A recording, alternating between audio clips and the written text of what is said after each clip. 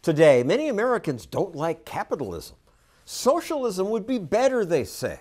Not repressive Russian or Venezuelan socialism, but democratic socialism, like what's practiced in Scandinavia. I think we should look to countries like Denmark, like Sweden. Say, well, you want to be like Sweden?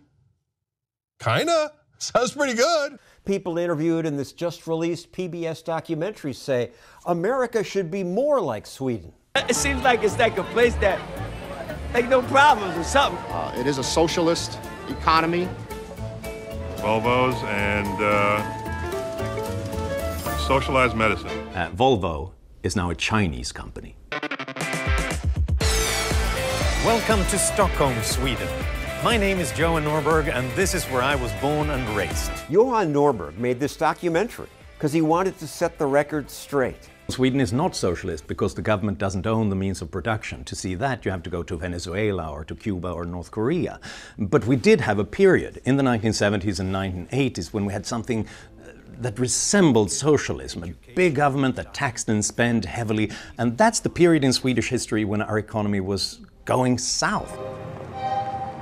So much so that even socialists complained about the high taxes. Astrid Lindgren, who wrote the very popular children's books, Pippi Longstocking, for instance, she was a social democrat, but she had made a lot of money from her books. She found that she paid 102% in taxes. She wrote this angry essay about a witch who was quite mean and vicious, but not at all as vicious as the Swedish tax authorities. And yet, even though taxes were high, they did not bring in enough money to fund Sweden's welfare state. There were waiting lines to get health care. People couldn't get the pension that they thought that they depended on for the future. At that point, the Swedish population just said, enough, we can't do this.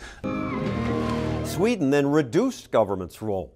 They cut public spending, privatized the national rail network, abolished certain government monopolies, eliminated inheritance taxes, and sold state-owned businesses like the maker of Absolute vodka. Lower taxes, reformed the pension system so that it wasn't unsustainable. The results from the spending cuts and privatization? This impoverished peasant nation developed into one of the world's richest countries. All I hear is that Sweden is this socialist paradise. We do have a bigger welfare state than the US, higher taxes than the US, but in other areas, when it comes to free markets, when it comes to competition, when it comes to free trade, Sweden is actually more free market. That free market pays for Sweden's big welfare programs. Today, our taxes pay for pensions. You call it social security. For 18-month paid parental leave, government-paid childcare for working families. But having the government manage all of these things didn't work well, so we had to manage it in another way. They privatized. We realized in Sweden that with these government monopolies, we don't get the innovation that we get when we have competition. And this is particularly true for the school system. Sweden switched to a school voucher system that lets parents pick their kids' school and forces schools to compete. And one of the results that we've seen is not just that the private schools are better than the public ones, but even the public schools in the vicinity of private schools, they often improve because they have to. Sweden's version of Social Security was going broke, so Sweden privatized that too. Privatized the pension system. That terrifies people. And obviously that scares people, but when they realized that the alternative was that the whole pension system would collapse, they thought that this is much better than nothing.